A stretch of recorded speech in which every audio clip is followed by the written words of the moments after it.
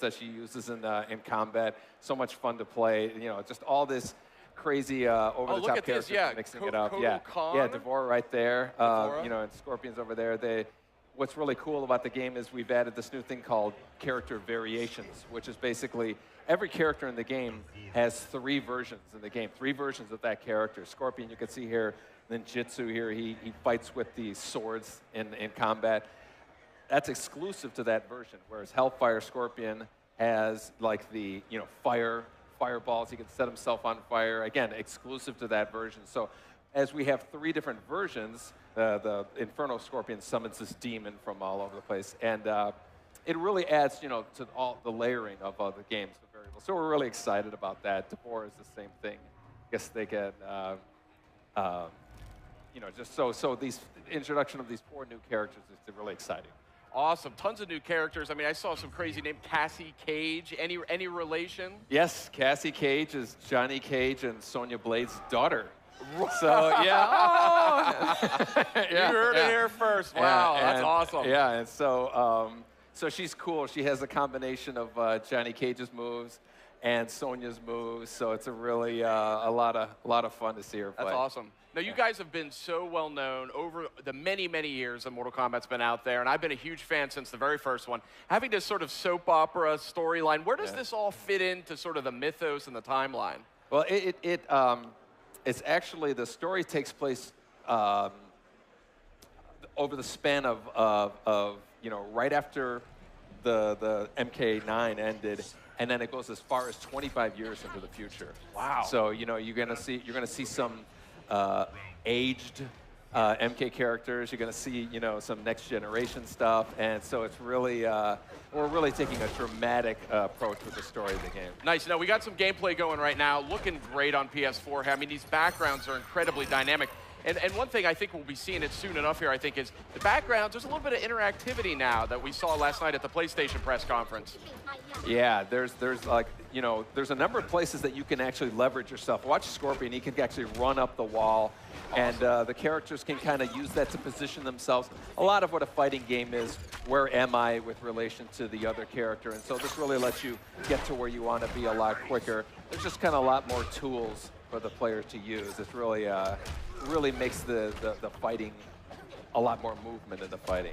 Very nice. And where is this location now? What are we seeing here in the background? This one's called the Cove, which we unfortunately misspelled. We spelled it with a C.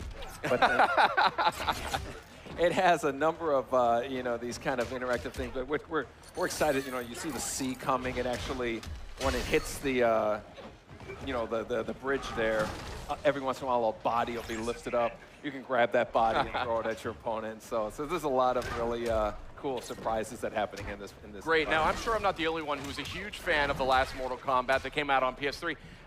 From a gameplay perspective, I'm still seeing some familiar, looks like there's the energy meters back. Yeah. How have you iterated that at all, or is it? Yeah, we've refined it. You know, that's one of the things I think that worked out really well with MK9 or 2011 Mortal Kombat is this meter. You know, you can do so many things with it. You can enhance your special moves. You can do those breakers, break out of a combo, and then of course you can do the kind of crazy X-ray moves, which are, you know, kind of become kind of synonymous with Mortal Kombat. You see one right here. Oh. Now, I say this in the nicest possible way. I'm having a very hard time looking at you because I have a monitor in front of me here. Yeah. And I'm like talking to the monitor. Yeah, it's hard to take your eyes off this game. That's been a hallmark of this series. You always just want to stare at it because it's so unique. It's so visually stimulating.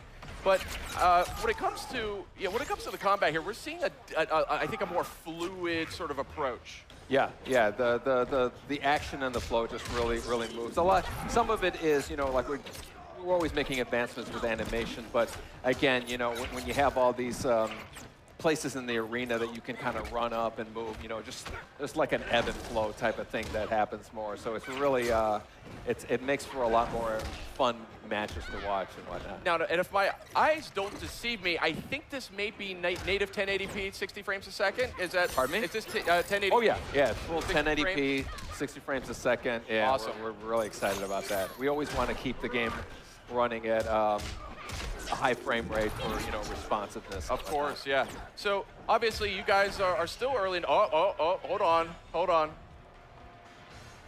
actually going to get it. Oh, what do we got here? Oh. I see the gore technology has already come a long way. Yeah, yeah. Awesome. And the ending's great, too. And the dollop of cream on top of an awesome fatality. Wow, this is something else. I don't even know where to begin. There's so much to talk about. What was your guiding principle, though, coming into this game? I mean, you said you didn't want to just kind of reskin the original Mortal Kombat, but there's definitely a lot of new characters, too. Are we still going to see some of these older characters that we know and love? Yeah, we're certainly going to see, you know, familiar characters. We're going to see, like Cassie is a descendant of a familiar character. So there's going to be some familiarity, but also a newness involved there. And then we also just want to add new elements, you know, gameplay-wise with the character variations and the environment use, but then also just character-wise. We just really want people to say, you know, who's the big Hulk with the little lady on his shoulders? You know, we just really want to introduce as much new elements to not to just kind of rest back on the old game. So that's a perfect segue. Who is this hulking figure with this rider on his shoulders? The name of the character is called Farah. Farah is the little lady on the top. Tor is the big beast, and he actually uses her in a number of ways. He can throw her like a projectile. They work in tandem with each other, so you can make some really cool combos that involve each other. And she's kind of like the brains of it, you know. So she's giving them commands. There's a certain some variations she's just running on the ground. Other ones she's on top of his shoulders. And there's another one where she stabs him and kind of makes him start bleeding, which enrages him, and then he does a lot more damage. It's a great kind of risk-reward type of thing. That's awesome. So I don't want to spoil anything. I know you guys have just revealed this game. Obviously, there was a killer trailer for the game that came out just a week or two ago. Who's next, right? Yeah. Then we just saw first gameplay last night, the PlayStation E3 press conference. We're seeing new live gameplay right now. Have you guys revealed, or is there any information you can provide as to who the big bad is here for Mortal Kombat X? Who the big bad? The big bad is. We know who it is, but we're not at the point to be able to reveal it. It's going to be a fun surprise returning character. Okay. I guess, so to speak. But so people won't. Not a lot of people will see it coming, but there's a lot of surprises in store. I see a twinkle in your eye as you say that, so say no more. We want to keep your secrets close to your chest here. But so can you tell us about the background that we're seeing here? Is this this background is called Outworld Marketplace. You know, it's another good example of like the uses that you can have of it. Oh, I'm going to see an x-ray here real quick. Ooh. You know, it's got this tarp on the right side there that you can, you know, you can jump up and launch yourself out off of, you know, to get over to the other side there. There's this big tiger in the middle that you can jump off of, you know, to kind of position yourself a long jump. Right there, you see it there.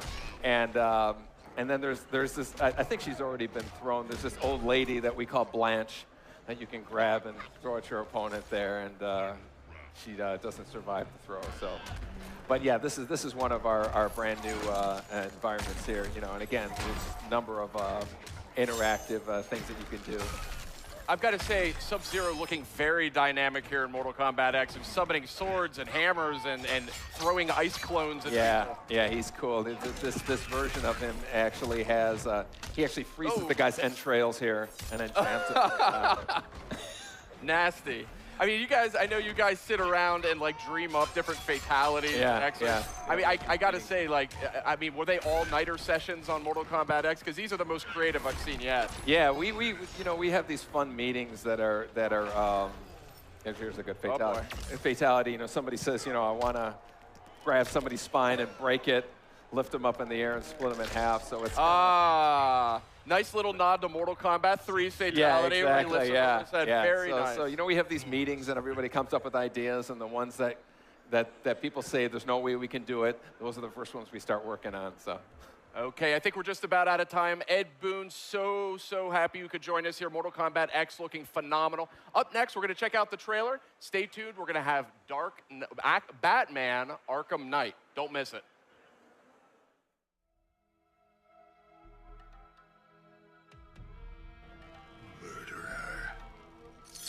I tire of maintaining our innocence.